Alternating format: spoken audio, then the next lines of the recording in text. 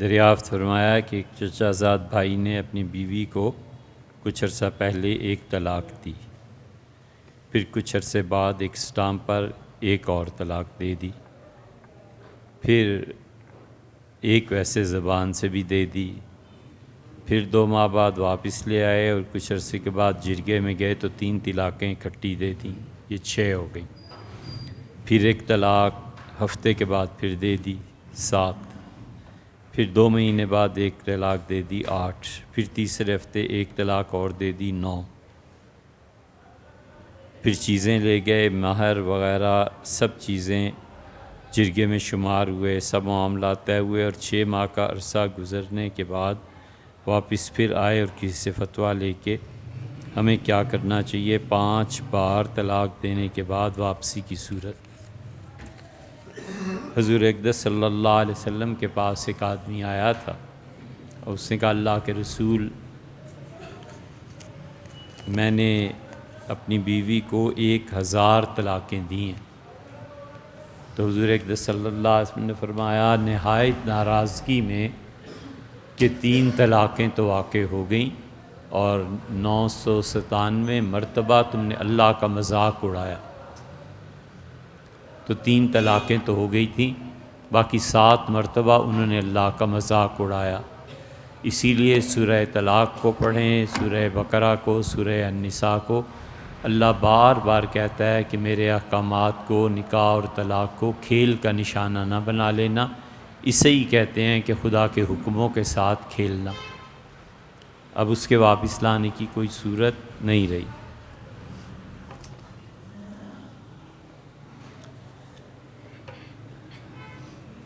ایک سوال یہ تحریر ارشاد فرمایا ہے کہ ایک آدمی امام کے ساتھ نماز میں ملتا ہے اور 2 رکعتیں اس نے کھو دیں، یعنی امام کے پیچھے 2 رکعتیں نہیں ملیں۔ جب پہنچا تو اللہ اکبر کہہ کے التحیات للہ کے لیے بیٹھا اور امام صاحب ساتھ ہی کھڑے ہو گئے تو یہ بھی کھڑا ہو گیا اور 2 رکعتیں اس نے جماعت سے پا لیں۔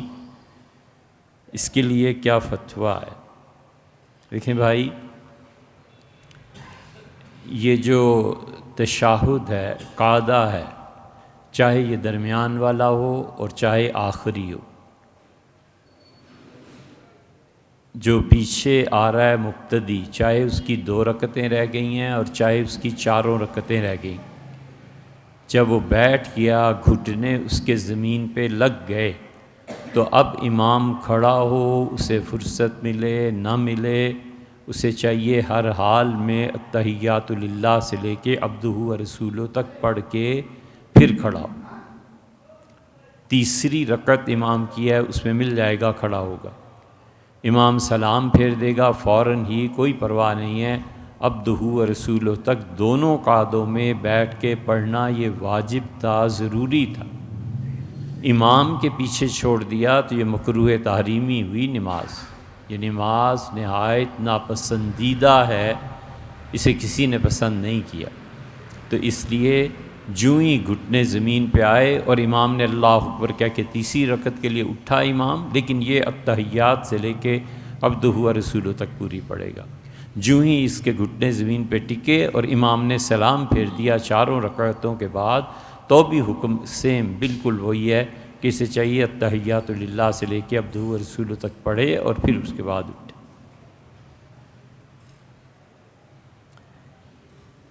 ایک یہ دریافت فرمایا کہ ہم نے یہ کہا کہ جو حدود ہیں شریعت کی، اللہ نے انہیں رکھا ہے، اور جو اخلاقیات ہیں وہ ان کا گناہ ان حدود سے بدتر ہے، لیکن اللہ نے اس پہ کوئی سزا نہیں رکھی، یہ کیوں؟ بھائی سیدھی سی بات یہ ہے کہ حدود 4 ہیں یا 5 ہیں، ان پہ سزا اللہ تعالیٰ نے ارشاد فرمائی، حضور صلی اللہ علیہ وسلم نے ارشاد فرمایا، اور صحابہ کرام رضی اللہ عنہم نے اجماع سے سزا مقرر کر دی، بات ختم ہوئی۔ اگر ایسی سزائیں شریعت شروع کر دیتی اخلاقیات پہ تو پھر انسانی زندگی ناپید ہو جاتی، دنیا کا نظام چل ہی نہیں سکتا تھا۔ اب وہ جتنی بھی اخلاقی چیزیں ہیں اس میں 10 پہلو ہو سکتے ہیں، مثلاً یہ کہ اس نے جھوٹ بولا یا نہیں بولا، اس نے دنیا سے بے رغبتی اختیار کی یا نہیں کی، اس انسان نے مصیبت پہ صبر کیا یا نہیں کیا۔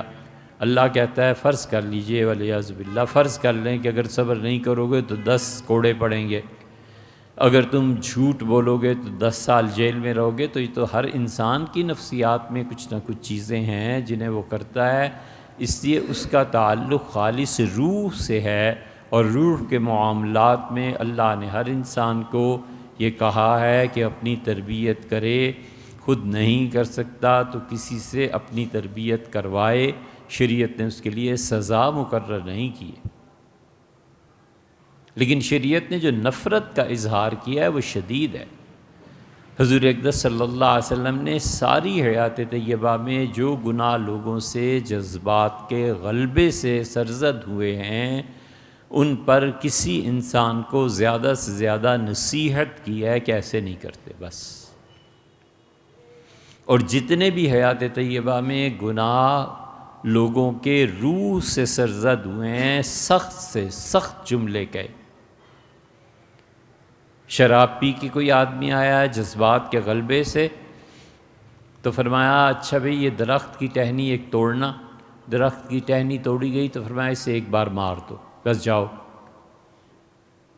ایک مرتبہ ایک شراب پی کے آیا، اور اس نے خالد تھے رضی اللہ عنہ یا ایک صحابی رضی اللہ عنہ نے کہا اللہ کے رسول یہ کئی مرتبہ شراب پی کے آیا اور اس پہ حد جاری ہوئی ہے، خدا کی لعنت ہو۔ حضور صلی اللہ علیہ وسلم لعنت نہیں بھیجا کرتے، دیکھو اسے مجھ سے اور میرے پروردگار سے بڑی محبت۔ الم تعلم انہ یحب اللہ ورسولہ، تمہیں نہیں معلوم اسے میں کتنا اچھا لگتا ہوں، تمہیں نہیں معلوم اسے اللہ کتنا اچھا لگتا ہے۔ حضور صلی اللہ علیہ وسلم نے نکیر ضرور فرمائی ہے کہ نہیں کرنی چاہیے ایسی حرکتیں، لیکن یہ کہ اس طرح سے نہیں ہے، سمجھا دیا ہے بس۔ اور جو آیا ہے جھوٹ بول کے، جو آیا ہے ریاکاری سے، جو آیا ہے دھوکہ دینے کے لیے، جو آیا ہے میکنگ فول سم ون، ممبر پہ مسجد نبوی میں کھڑے ہو کے فرمایا نکل مسجد سے تو منافق ہے، اٹھ تو منافق ہے، اٹھ جا تو منافق ہے۔ پورے مجمع میں رسوائی کی، سب لوگوں کے سامنے سیدھا سیدھا کہا کہ کیا حرکت۔ اسی لیے رسول اللہ صلی اللہ علیہ وسلم نے فرمایا، حضرت عائشہ رضی اللہ عنہ کہتی ہیں کہ رسول اللہ صلی اللہ علیہ وسلم کو شبہ بھی کسی پہ ہو جاتا تھا نا کہ یہ مجھے بنا رہا ہے، تو پھر رسول اللہ صلی اللہ علیہ وسلم یجد فی نفسہ شیئا، اس شخص کے متعلق برابر اپنے دل میں تردد پاتے تھے، بوجھ پاتے تھے۔ تو نبی صلی اللہ علیہ وسلم کے دل میں کسی کے لیے تردد کا آ جانا، بوجھ بن جانا کسی کا، یہ کفر نہیں ہے تو اور کیا۔ اسی لیے رسول اللہ صلی اللہ علیہ وسلم اخلاقیات کے معاملے میں بہت سختی سے کام لیتے تھے اور سخت جملے بھی کہتے۔ اب نماز پڑھ رہا ہے، اسے نہیں پتا کہاں کھڑا ہے، اسے نہیں پتا کس سے وہ باتیں کر رہا ہے، اس کو اس مقام کی عظمت سے بے خبری ہے۔ یہ ایک سجدہ جسے تو گراں سمجھتا ہے، 1000 سجدوں سے دیتا ہے آدمی کو نجات۔ حضور صلی اللہ علیہ وسلم نے جانوروں سے تشبیہ انسانوں کو کہیں نہیں دی اس مقام کے علاوہ۔ اور نکر کا نکرت دی، دیکھو اس کو ایسے ٹھونگے مار رہا ہے جیسے مرغا ہو۔ قعد قاعد القلب، یہ بیٹھا ہے نماز میں، اسے دیکھو جیسے کتے بیٹھتے، اسے دیکھو بھیڑیے کی طرح۔ تو اس لیے انسانی اخلاقیات جو ہیں نا، اصل بنیاد وہ ہے، سب سے پہلے اخلاقیات ہیں، اس کے بعد علم ہے، علم کے بعد طاقت اگر مل جائے تو پھر اس علم کا نفاذ ہے۔ جس شخص کو بھی طاقت بغیر اخلاقیات کے، بغیر علم کے ملے گی، وہ ضرور اپنی عاقبت برباد کرے۔ کوئی اخلاقیات نہیں ہے، کوئی علم نہیں ہے، تو آئندہ سے جو بھی جنسی جرائم میں پکڑا جائے اس کے عضو کو کاٹ دو۔ لا حول ولا قوت الا باللہ۔ یہ شرم بھی نہیں آتی تمہیں کہتے ہوئے، حیا بھی نہیں رہی تم لوگوں میں؟ یہ کیا ہے؟ اخلاقیات نہیں ہے نا۔ کہیں بیٹھے ہوتے، ٹھہرے ہوتے، 4 جوتے کھائے ہوتے، اساتذہ کی روک ٹوک دیکھی ہوتی، کہیں تذلیل ہوئی ہوتی، تو پھر پتہ چلتا نا کہ انسان کیسے بنتے ہیں۔ وہ بنے نہیں اور طاقت آ گئی۔ اس لیے جو شخص بھی بنیادی طور پہ انسانی اخلاقیات میں اس کی تربیت نہیں ہوئی، اور تربیت کے بعد اس نے علم حاصل نہیں کیا، اس ان 2 مراحل سے پہلے طاقت آ گئی نا، تو وہ طاقت خود بھی برباد ہوگا، امت کو، قوم کو، اپنے گھر والوں کو برباد کرے گا۔ اس لیے طاقت بڑی دیر کے بعد دینی چاہیے، طاقت اور اختیار بڑی دیر کے بعد آنے چاہیے، اور پھر اس کے بعد مسلسل نگرانی بھی رہنی چاہیے کہ طاقت کا غلط استعمال ہے تو عام آدمیوں ہی کی مانند ہے، اس کو بھی وہی سزا ملنی چاہیے جو کسی دوسرے کو بھی۔ شریعت نے یہ ترتیب رکھی ہے، اس لیے لوگوں کو اخلاقیات کا پتہ ہی نہیں۔ آپ کے پورے میڈیا میں ہمیں کوئی ایک ایسا بتا دیں جہاں پر فرقہ واریت سے ہٹ کے اور ان اختلافی چیزوں سے ہٹ کے صرف بنیادی طور پر یہ سکھایا جائے کہ انسان کیسے بنتے ہیں۔ جھوٹ کیوں شریعت حرام قرار دیتی ہے؟ شریعت یہ کیوں کہتی ہے کہ کھانے کے آداب ہیں، اس طرح کھایا کرتے ہیں؟ شریعت کیوں یہ کہتی ہے کہ آدمی جب کھانا چبائے تو منہ سے آواز نہیں آنی چاہیے؟ شریعت یہ کیوں کہتی ہے کہ جوتے اوپر سے ایسے ہی نہیں پھینک دیا کرتے، آرام سے رکھا کرتے ہیں زمین؟ شریعت یہ کیوں کہتی ہے کہ ایک جوتا پہن کے جلدی میں بھاگا نہیں کرتے، دونوں جوتے پہنتے؟ شریعت یہ کیوں سکھاتی ہے کہ کپڑے کیسے پہننے چاہیے؟ یہ سب انسانی اخلاقیات ہیں بنیادی طور پر۔ حضور اقدس صلی اللہ علیہ وسلم نے اس طرح سے تربیت کی تھی، ایک ایک پودا لگایا تھا اور اس پودے کو سینچا تھا، اور رسول اللہ صلی اللہ علیہ وسلم نے عدل پیدا کیا تھا، بتایا تھا کہ ہر ایک کو غصہ آتا ہے، غصے میں اونچ نیچ بھی ہو جاتی ہے، کوئی بات نہیں، ہو جاتی ہے، انسان ہے نا، تو جو ہو جائے اپنے ساتھ بھی انصاف کرنا ہے۔ ایسے نہیں ہے کہ میں بڑا آدمی ہوں تو اللہ معاف، اللہ کچھ معاف ہی نہیں، اپنے انصاف کرو۔ لوگ مانگنے کے لیے آئے ہوئے تھے، اور غریب ایک گھر تھا، بیوی نے کہا شوہر سے کہ جاؤ اور سیدنا ابوبکر رضی اللہ عنہ خلیفہ ہو گئے، ان سے کچھ لے آؤ۔ انہیں کہنا کچھ نہیں تو ایک اونٹ ہی دے دیں، ہم بیچ کے گزارا کر لیں، یا اونٹ پہ محنت مزدوری کر لیں۔ اس زمانے میں پانی، لکڑیاں، یہ چیزیں اونٹوں پہ لاد کے لوگ جنگلوں سے لے آتے تھے، پینے کا صاف پانی وغیرہ تو لوگ خرید لیتے تھے مدینہ منورہ میں۔ اور اسے کہا یہ نکیل لے جاؤ، حضرت اگر اونٹ عنایت فرمائیں تو یہ نکیل ڈال کے لے آنا۔ حضرت ابوبکر رضی اللہ عنہ کے پاس بہت لوگ جمع ہو گئے، تو آپ نے فرمایا دیکھو میں اور عمر، اونٹوں کا ایک غلہ آیا ہے پورا، اور ہم لوگ جا رہے ہیں دیکھنے کے لیے کہ اونٹ کس طرح سے تقسیم کرنے ہیں، اور بیت المال میں یہ چیزیں آئی ہیں، تو تم میں سے کوئی نہ آئے تاکہ میں اور عمر اطمینان سے پہلے اسے طے کر لیں کہ کیا کس کا حق بنتا ہے۔ یہ آدمی چلا گیا، اونٹ الگ کرنے تھے، ان پر ٹھپے لگانے تھے، ایک بڑا کام تھا۔ حضرت ابوبکر رضی اللہ عنہ، یہ سارے لوگ خدا سے ڈرنے والے تھے کہ زکوٰۃ کے الگ کریں، جو تحفے میں آئے ہیں وہ الگ کریں، جو صدقے میں آئے ہیں وہ الگ کریں۔ اس آدمی کو تھی جلدی، اور یہ لوگوں کے درمیان سے اٹھا اور بھاگ کے چلا گیا، اور کہنے لگا ابوبکر مجھے آپ سے بات کرنی ہے۔ حضرت ابوبکر رضی اللہ عنہ کا کیا بات کرنی ہے؟ اس سے کہا مجھے اونٹ چاہیے، مجھے چاہیے۔ حضرت زور سے بولنے لگا تو حضرت ابوبکر رضی اللہ عنہ کے ہاتھ میں اونٹ کی وہ لگام یا نکیل پڑی ہوئی تھی، ہاتھ میں تھی، آپ نے ایک ماری اسے۔ فرمایا میں منع نہیں کیا کہ کوئی نہ آئے، بیٹھو باہر جا کے۔ معاملہ ختم ہو گیا، پھر اسے بلایا، پھر اسے اونٹ دیا، حالات پوچھے، معلوم ہوا زکوٰۃ کا مستحق ہے، اسے دے دیا، اور پھر اس کے بعد کہا ایسے نہیں جانا، کدھر جا رہے ہو؟ اسے کہا حضرت میں خوش ہوں۔ لگام اس کے ہاتھ میں دی اور کہا یہ جو تم نے اس وقت حرکت کی تھی نا، اس پہ مجھے غصہ آ گیا تھا، لیکن غصے کا مطلب یہ نہیں تھا کہ میں تمہیں مار دوں، یہ لو اور مجھے مارو۔ فرمایا میرے غصے کا مطلب یہ نہیں تھا کہ میں تمہیں اس سے سزا دوں، تم مجھے مارو۔ حضرت عمر رضی اللہ عنہ دیکھ رہے، سن رہے، بیچ میں پڑ گئے، ان کہا حضرت کیا کرتے ہیں آپ، یہ دروازہ نہ کھولیں، ہم سارے ہی انسان ہیں، ہمیں سارے کو غصہ بھی آ جاتا ہے، آپ کیا چاہتے ہیں آپ کے بعد جو خلفاء آئے انہیں بھی عوام اٹھ کے اسی طرح مارے؟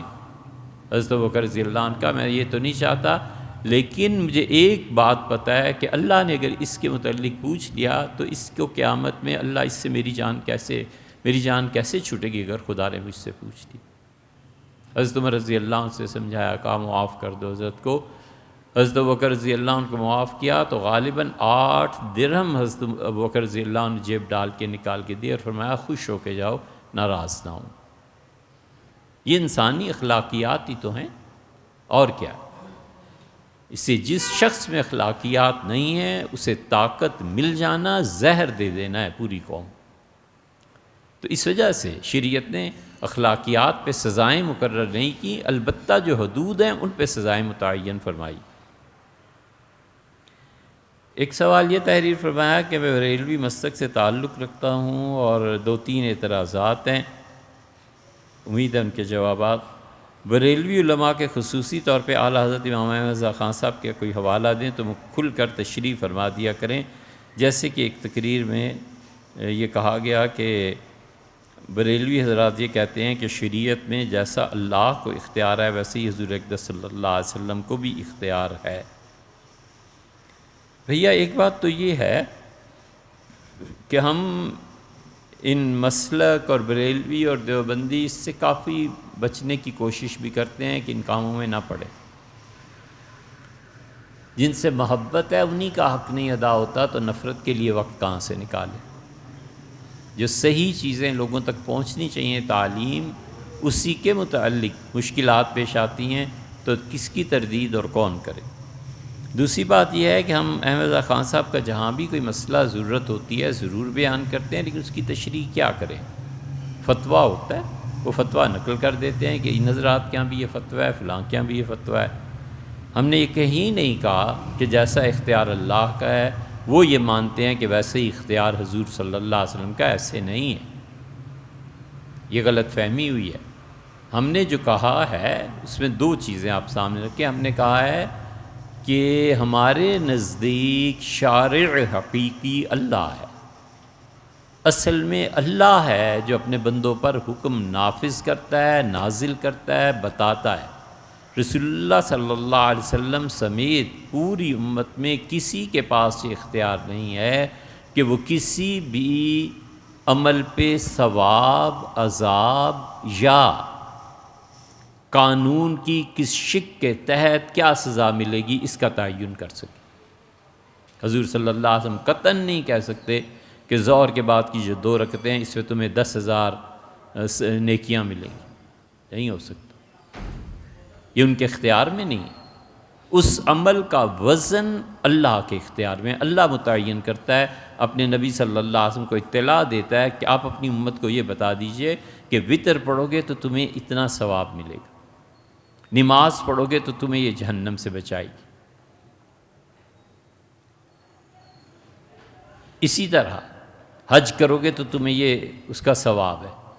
یہ سب چیزوں کا تعین اللہ کا اور بندے کا معاملہ ہے. نبی خبر دیتا ہے، نبی علیہ الصلوۃ والسلام آ کے بتاتے ہیں کہ روزے کا تمہیں اتنا ثواب ہے، روزے سے اللہ اتنا خوش ہوتا ہے، برے کام کرو گے اللہ اتنا ناراض ہوتا ہے. اور حضور صلی اللہ علیہ وسلم کو خدا وحی کے ذریعے بتاتے تھے اور رسول اللہ صلی اللہ علیہ وسلم امت کو بتاتے تھے بات اتنی. اس کے برعکس امام احمد رضا خان صاحب نے فتاویٰ میں 28 یا 30 احادیث نقل کر کے یہ ثابت کیا ہے کہ حضور صلی اللہ علیہ وسلم بھی شارع ہیں. قانون رسول اللہ صلی اللہ علیہ وسلم بھی امت کے لیے بنا سکتے تھے. اور ان کا دیکھو اس حدیث میں یہ، اس میں یہ، اس میں یہ، اس میں یہ قوانین آپ نے خود بنائے ہیں امت کے لیے. اور جو دیوبند کے حضرات ہیں وہ کہتے ہیں کہ یہ قانون خود نہیں بنائے بلکہ اللہ نے فوری طور پر آپ کے باطن میں وحی کی تھی اور آپ نے زبان سے اظہار فرما دیا تھا. اور شارع حقیقی اللہ ہے. اور اس کے 2 حوالے ہم نے دیے تھے کہ ایک حضرت شاہ عبدالعزیز صاحب محدث دہلوی رحمۃ اللہ نے تحفہ اثنا عشریہ میں لکھا ہے، اور ایک مولانا یار یہ بمبے میں تھے پھر مدراس میں تشریف لے گئے تھے، فوات الرحموت مسلم الثبوت کی شرح انہوں نے لکھی ہے. مولانا عبدالعلی صاحب بحر العلوم عبدالعلی رحمۃ اللہ علیہ نے بھی ٹھیک یہ مسلک نقل کیا ہے جو سب کے استاد تھے. تو دونوں کا فتویٰ یہی ہے. ہم نے اس کے مطابق بات کی تھی.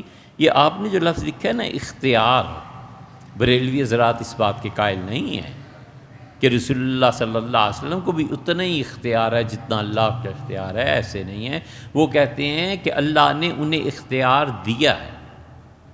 دیکھیں نا، اپنے مخالف کے مسلک کو نقل کرنے بھی خیانت سے کام لے گا تو اللہ کیا پکڑا جائے گا؟ اللہ قیامت میں نہیں پوچھے گا کہ تم جو دوسروں پہ الزامات لگا رہے تھے یہ تو اس نے کہا ہی نہیں تھا، تو پھر کیا جواب دینا ہے؟ اس بریلوی حضرات کا مسلک یہ نہیں ہے کہ اللہ اور رسول صلی اللہ علیہ وسلم کے اختیارات برابر ہیں۔ وہ کہتے ہیں کہ اللہ نے کچھ اختیار انہیں دی ہے، اور اولیاء کرام رضی اللہ عنہم کو بھی اختیار دیا ہے، جبکہ امت میں ایک پورا طبقہ ایسا ہے جو اس کا انکار کرتا ہے اور وہ کہتا ہے اختیار اللہ نے کسی کو نہیں دیا۔ تو شارع قانون کا بنانا ہم نے اس پہ کہا ہے، اس پہ اختیار پہ نہیں کہا، یہ ایک الگ چیز ہے۔ اور اگر آپ نے اس پہ مزید پڑھنا ہو تو احمد رضا خان صاحب نے ایک کتاب لکھی ہے دولت المکیہ، اس کو پڑھ لیں، اس میں بھی یہ بحث ہے۔ ایک جملہ ہی ہے لیکن بہت بہت وزنی جملہ ہے۔ ہماری بات سے کنفیوژن پیدا ہوتی ہے۔ اچھے بھیا، آپ نے دریافت فرمایا، ہم نے عرض کر دیا۔ پھر یہ بھی تحریر فرمایا کہ شرک کی اقسام بیان کرتے ہوئے کہ یہ کہا گیا، یعنی ہم نے کہا ہے کہ حضرت غوث پاک کی طرف سے اللہ کی راہ میں کوئی جانور قربان کرتا ہے تو یہ بھی شرک ہے۔ بالکل ایسے نہیں، باولے ہو گئے ہیں ایسی باتیں کریں؟ لا حول ولا قوت الا باللہ۔ کوئی آدمی امت میں کسی کی طرف سے بھی، اپنے والدین کی طرف سے، شیخ عبدالقادر جیلانی رحمۃ اللہ علیہ کی طرف سے، مشائخ کی طرف سے، حتیٰ کہ حضور اقدس صلی اللہ علیہ وسلم کی طرف سے کوئی جانور ذبح کرتا ہے، کسی کو کھانا کھلاتا ہے، کسی کو کپڑے پہنا دیتا ہے، اور اس کی نیت یہ ہے کہ اللہ اس کا ثواب ان حضرات تک پہنچائے جس کی میں نیت کر رہا ہوں، یہ بالکل شریعت کے مطابق ہے۔ امت میں کوئی اس کا منکر نہیں ہو، پوری امت اس بات پہ متفق ہے۔ جس بات پہ پوری امت متفق ہو، یہ کیسے ہو سکتا ہے؟ آپ اس مقام کو پھر غور سے۔ اور دوسری جگہ کہا گیا ہے کہ کیا نبی کریم صلی اللہ علیہ وسلم کی طرف سے قربانی دی جا سکتی ہے؟ تو کہا گیا کہ کیوں نہیں، بالکل بھیا، حضور صلی اللہ علیہ وسلم کی طرف سے قربانی دی جا سکتی ہے۔ ساری امت اس بات کی قائل رہی ہے۔ ایک بہت چھوٹا سا طبقہ ہے جنہوں نے انکار کیا ہے اس کا، وہ ایک الگ مسئلہ ہے، وہ علمی بحث ہے، لیکن ہمارے عقیدے کا جو ہے، ہم سب یہی کہتے ہیں کہ حضور اقدس صلی اللہ علیہ وسلم کی طرف سے قربانی کرنا بہت بہت بلند ترین نیکیوں میں سے ایک ہے۔ لیکن ایک شخص رسول اللہ صلی اللہ علیہ وسلم کی طرف سے قربانی کرنے کے علاوہ وہ یہ کہتا ہے کہ میں کسی غریب کی مدد کر دوں، ہے وہ بھی نفلی کام ہے، یہ بھی نفلی کام، لیکن اس کی طبیعت پہ غالب ہے مخلوق کی خدمت کرنا، بہت اچھی بات ہے، مجھ سے بھی نہیں روکتے۔ لیکن قربانی کو اس لیے ترجیح دی جاتی ہے کہ رسول اللہ صلی اللہ علیہ وسلم نے فرمایا آج کے دن یعنی 10 ذی الحج کو کوئی نیکی اللہ کو اتنی پسند نہیں ہے جتنی بڑی نیکی یہ ہے کہ تم جانور کا خون زمین پہ گرا دو۔ تو چونکہ اس دن کے افضل ترین اعمال میں سے یہ ہے، اس لیے ہم کہتے ہیں حضور اقدس صلی اللہ علیہ وسلم کی طرف سے قربانی کرنا افضل ترین چیزوں میں سے۔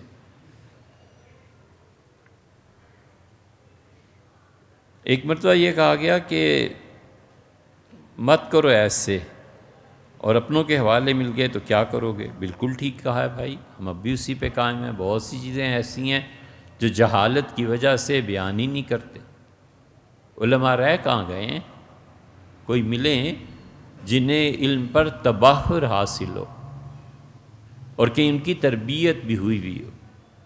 صرف فتویٰ دینا کوئی معنی نہیں رکھتا، جب تک 2 چیزیں نہیں ملیں گی کام نہیں چلے گا، ایک فتویٰ علم کی عروج اور ایک اس کے ساتھ تربیت۔ ہمارے اساتذہ کہتے تھے 1 من علم کے لیے 10 من عقل چاہیے کہ کہاں یہ بات کرنی ہے اور کہاں یہ نہیں کرنی۔ تو 10 من عقل جو ہے نا، وہ اساتذہ کے، والدین کے، مشائخ کے جوتے کھانے سے پھر آتی ہے، پھر پتہ چلتا ہے کہ یہ بات کہاں کہنی ہے اور کتنی کہنی ہے۔ یہ بات فتنے اور شر کا باعث نہ بن جائے، ایسے نہ ہو میں حق کہنے کے موقع پہ چپ رہوں اور میری خاموشی فتنے کا باعث بن جائے۔ یہ کوئی آسان نہیں ہے، بہت نازک مقامات۔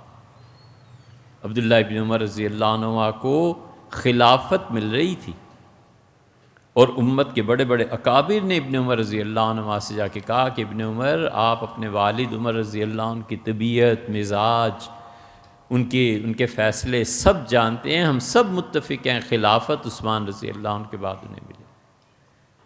ان کا نہیں ہو سکتا۔ ان کا تم جانتے نہیں ہو کہ خلافت کے لیے 6 لوگوں میں میری بھی سفارش کی گئی تھی۔ اب اصل طلاق کا طریقہ شریعت نے جو رکھا ہے وہ یہ کہ وہ اپنی عورت سے، بیوی سے دریافت کرتا ہے کہ آپ ایام سے پاک ہو گئیں، وہ بتاتی ہے میں پاک ہو گئی ہوں، وہ اپنے شوہر کے لیے جائز اور حلال ہوتی ہے، پھر وہ اسے کہتا ہے کہ میں نے تمہیں ایک طلاق دی۔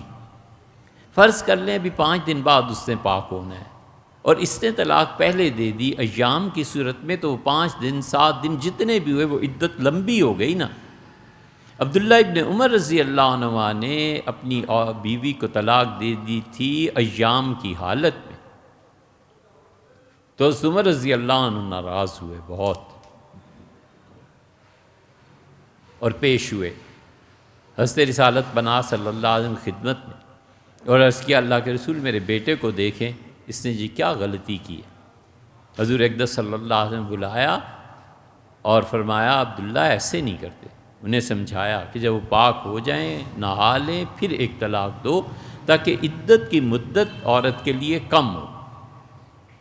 جب آیا مسئلہ خلافت کا تو حضرت عمر رضی اللہ عنہ کو سب لوگوں نے کہا کہ اپنے بیٹے عبداللہ کا بھی نام ڈالیں، وہ ایسے اچھے ایسے اچھے۔ حضرت عمر رضی اللہ عنہ کا سبحان اللہ، جس میرے بیٹے کو بیوی کو طلاق دینی نہیں آئی اور رسول اللہ صلی اللہ علیہ وسلم ڈانٹ پڑی، تم کیا سمجھتے ہو میں خلافت اتنی بڑی چیز اپنے بیٹے کو دے دوں؟ کیسے اتنا تو آتا نہیں تھا، یہ کب سے اس قابل ہوا ہے؟ تو عبداللہ ابن عمر نے یہی بات دہرائی، انہوں نے کہا میں تو وہ ہوں جو لڑکا تھا تو بیوی کو طلاق دینی نہیں آئی تھی اور تم کہتے ہو خلافت دے لوں۔ یہ سب خدا کا خوف تھا، سب پتہ تھا نا ذمہ داریاں کیا ہے، اور جھوٹ تو بولنا نہیں، فراڈ کرنا نہیں، جو زبان سے کہہ دیا اسے پورا کرنا ہے، تو کیسے خلافتیں لے لیتے؟ تو اس لیے یہ جو آپ حوالوں کی ان چیزوں کی بات کر رہے ہیں اس میں یہ بہت احتیاط کرنی پڑتی ہے۔ یہ ایسے اکیلے نہیں ہو جاتا کہ صرف علمی کسی کو آ جائے اور پڑھ لکھ لے۔ دوسری طرف تربیت، جب تک کسی شخص میں 2 چیزیں جمع نہ ہوں، علم اور تربیت، علم 30-40% کافی ہے، 60% تربیت چاہیے، تب جا کر کہیں وہ اس قابل ہوتا ہے کہ زبان کھولے، کوئی مسئلہ بتائے۔ یہ خالہ جی کا گھر نہیں ہے، اللہ کو جواب دینا۔ حضور صلی اللہ علیہ وسلم فرمایا تھا کہ 100 میں سے 33 بچیں گے اور 66 جہنم میں جائیں گے۔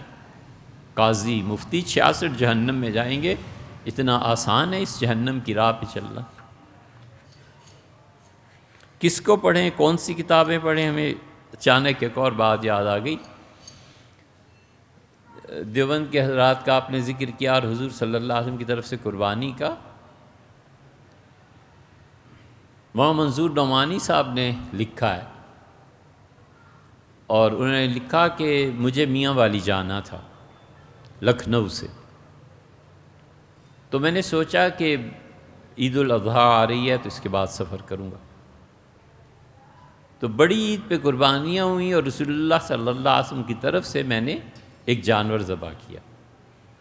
گھر والوں نے کھانا پکا کے اسی جانور کا ٹفن میں رکھ دیا، تو اب بھی ہندوستان میں اس وقت بھی ہندو مسلمان سب سفر کرتے ہی تھے، تو فرمایا پھر مجھے بھول گیا۔ اگلے دن یا اس سے اگلے دن مجھے یاد آیا، اگلے دن یاد آیا کہ وہ ٹفن رکھا تھا، اس میں تو وہ اس بکرے کا گوشت بھی تھا، گھر والوں نے ساتھ کر دیا تھا، تو میں نے یہ کیا کیا؟ تو میں سوچ میں پڑ گیا، میں نے کہا اب ٹفن کھولوں گا تو بالکل ہی خراب ہو چکا ہو۔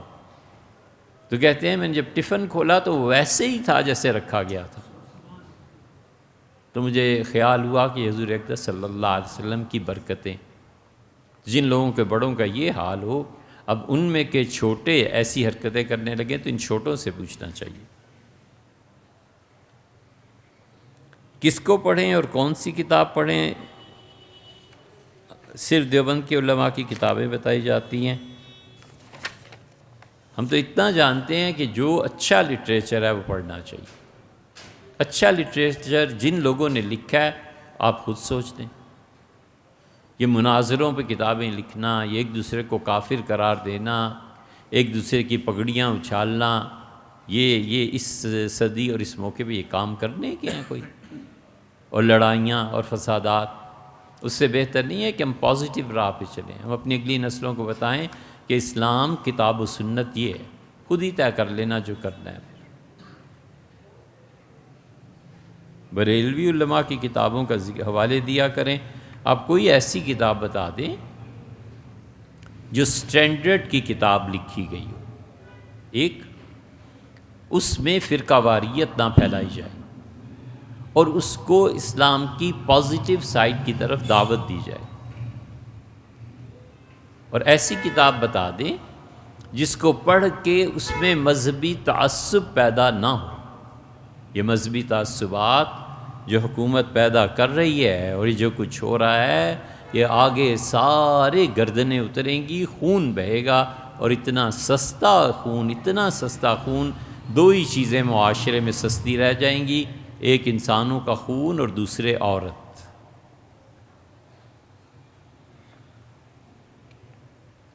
یہ معاشرہ جو تم تشکیل دے رہے ہو نا، عورت سستی رہ جائے گی، باقی سب مہنگی ہو جائیں گی، اور انسانوں کا خون سستا رہ جائے گا، باقی سب گراں فروشی. جو کچھ کر رہے ہو اللہ کے ہاں جواب دو گے. دیوبند کے علماء کی وہ کون سی تحریریں تھیں جن پہ اعلیٰ حضرت امام احمد رضا خان صاحب بریلوی نے فتوے دیے؟ وہ 4 تحریریں تھیں. ایک حضرت مولانا قاسم نانوتوی رحمۃ اللہ علیہ کی، ایک حضرت مولانا اشرف علی صاحب تھانوی رحمۃ اللہ علیہ کی، ایک مولانا خلیل احمد صاحب سہارنپوری رحمۃ اللہ علیہ کی، اور ایک تحریر اور ہے. حضرت نانوتوی رحمۃ اللہ علیہ کے مسئلے میں ختم نبوت کا تھا. حضور اقدس صلی اللہ علیہ وسلم کے معاملے میں ادب احترام میں مولانا تھانوی رحمۃ اللہ کی تحریر تھی، اور اللہ کی صفت علم کے بارے میں مولانا خلیل احمد صاحب سہارنپوری رحمۃ اللہ علیہ کی تھی. اور غالباً چوتھی جو ہے وہ حضرت گنگوئی رحمۃ اللہ، نہیں یقینی طور پہ حضرت گنگوئی رحمۃ اللہ کی تھی. اس پہ خیال ہے اللہ تعالیٰ کبھی مجھے موقع دے تو اس ساری چیز کو الگ سے کہیں ریکارڈ کرا دیں گے. یہ جگہ نہیں ہے ایسی کہ اس میں بات کی جائے. یہ اگلا مسئلہ بھی ہماری سمجھ میں نہیں آیا. بھائیوں نے اپنی جگہ بلڈر کو دے دیا، یا بلڈر آپ کے لیے بلڈر نے کہا تھا کہ اٹھے بلاک. یہ ساری 4-5 سطریں ایسی ہیں، یہ پٹھانوں کی اردو سمجھ نہیں آتی. رزق کے لیے کون سی دعائیں اور صورتیں پڑھی جائیں؟ رزق کے لیے سبحان اللہ و بحمدہ سبحان اللہ العظیم، اس کو پڑھا جائے کثرت سے. یہ نماز میں جو رکوع اور سجدہ آپ کرتے ہیں نا، تو آپ تو اتنے ہی پڑھتے ہیں نا، سبحان ربی الاعلیٰ اور سبحان ربی العظیم. اس کو ذرا سا ابو داؤد میں آئی ہے، حضور صلی اللہ علیہ وسلم نے یہ بھی تلقین فرمایا کہ پڑھا کرو سبحان ربی العظیم و بحمدہ، سبحان ربی الاعلیٰ و بحمدہ. اس کو نمازوں میں یہ تبدیلی لائی جائے، سبحان ربی العظیم و بحمدہ، سبحان ربی الاعلیٰ و بحمدہ. اور اسی طرح سبحان اللہ و بحمدہ سبحان اللہ العظیم، یہ کثرت سے پڑھا جائے. اور چاشت کی نماز،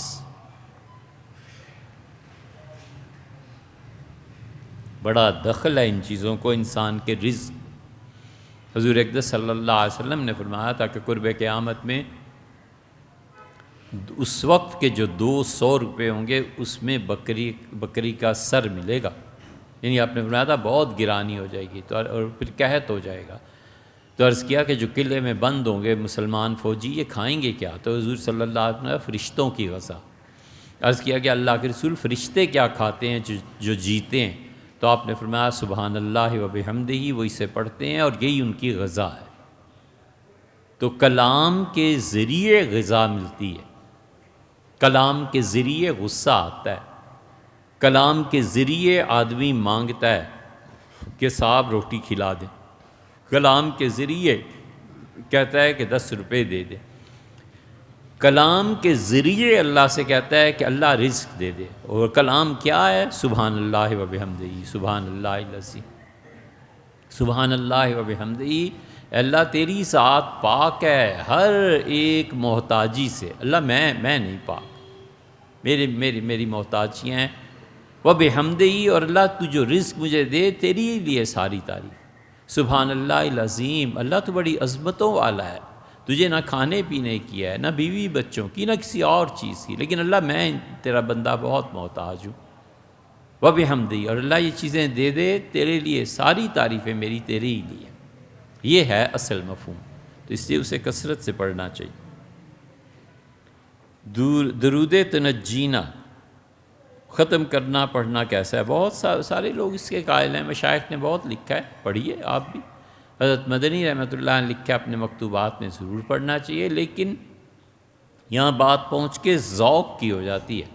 ہم کہتے ہیں سب سے اچھے جملے جو رسول اللہ صلی اللہ علیہ وسلم نے اپنے متعلق کہے ہیں نا، جو صحابہ رضی اللہ عنہ نے ان کی تعریف کی ہے، بس وہ سب سے افضل درود ہے۔ ہم بعد میں امت میں علماء نے، مشائخ نے درود پڑھے ہیں، بہت اچھا کیا ہے، اس سے انکار نہیں، مگر ہم کہتے ہیں کہ جو حضور صلی اللہ علیہ وسلم نے خود بتایا ہے نا، اس سے ایسی کوئی چیز نہیں۔ انہوں نے خود فرمایا کہ مجھ پہ پڑھا کرو صلی اللہ علیہ النبی، انہوں نے خود فرمایا کہ یہ کہا کرو صلی اللہ علیہ نبی الکریم، اللہ نے سکھایا، اللہ نے کہا یہ پڑھا کرو السلام علیکہ ایھا النبی ورحمۃ اللہ وبرکاتہ، السلام علینا وعلی عباد اللہ الصالحین، یہ سکھایا۔ اور پھر مقرر عرض ہے کہ سلام رسول اللہ صلی اللہ علیہ وسلم پر پڑھنا درود سے افضل ہے، تو بڑا سیدھا سا جملہ ہے، السلام علیکہ ایھا النبی ورحمۃ اللہ وبرکاتہ، اور سیدھا سا جملہ ہے، اسے آگے بڑھا لے، وعلینا وعلی عباد اللہ الصالحین پورا پڑھ لے، لیکن رسول اللہ صلی اللہ علیہ وسلم نے خود جو کہا ہے اس سے بہتر کوئی چیز نہیں۔ عبداللہ ابن مسعود رضی اللہ عنہ نے حضور صلی اللہ علیہ وسلم کے متعلق کہا ہے، وہ ابن ماجہ کی روایت میں، انہوں نے کہا دیکھو نبی کریم صلی اللہ علیہ وسلم پہ تمہارا یہ سلام اور درود پیش کیا جاتا ہے، تو عین ممکن ہے جو کچھ تم پڑھ رہے ہو یہ حضرت کے سامنے سے گزرے، تو حضور صلی اللہ علیہ وسلم کے لیے بہتر سے بہتر الفاظ کا انتخاب کرنا۔ پھر انہوں نے خود رسول اللہ صلی اللہ علیہ وسلم پہ ایک درود شریف خود ہی ارشاد فرمایا۔ ایسی چیزیں پڑھنی چاہیے، اور ضروری نہیں عربی میں ہو، اپنی زبان میں بھی ہو سکتا ہے۔ حضور اقدس صلی اللہ علیہ وسلم کی تعریف کرے، اللہ سے درخواست کرے کہ میری تعریف ان کی بارگاہ میں گزرے، میری تعریف ان تک پہنچے، حضور اقدس صلی اللہ علیہ وسلم کے احسانات کا ذکر کرے۔ ظاہر ہے وہ نہ ہوتے تو ہدایت کہاں سے ملتی؟ انہوں نے بتایا کہ اللہ کی توحید یہ ہے، انہوں نے فرمایا قیامت ایسے آئے گی، انہوں نے فرمایا کہ اسلام، انہوں نے بتایا کہ حلال کیا ہے حرام کیا ہے، جتنا بھی علم ہے اللہ کی مرضیات کا، اللہ کی خوشی کا واحد مرکز وہی تو ہیں، اس کے علاوہ کیسے ہو سکتا ہے؟ عقل کیسے فیصلہ کر سکتی ہے کہ یہ حلال ہے یا حرام ہے؟ یہ حضور صلی اللہ علیہ وسلم ہی کا کرم، انہی کی مہربانی، انہی کی تعلیم ہے، اس لیے افضل سے افضل، بہتر سے بہتر تعریف رسول اللہ صلی اللہ علیہ وسلم کی کرنی چاہیے، کسی بھی زبان میں ہو۔ امت کے اعمال ان کی نظر سے گزرتے ہیں، خود ارشاد فرمایا تھا کہ تمہارے اعمال میری موت کے بعد میرے سامنے پیش کیے جائیں گے، اور اس میں سے تمہارا اچھا عمل جو میرے سامنے آئے گا تو میں خوش ہوں گا، اور تمہارے غلط اعمال میرے سامنے آئیں گے تو میں تمہارے لیے استغفار کروں گا، اللہ سے معافی مانگوں۔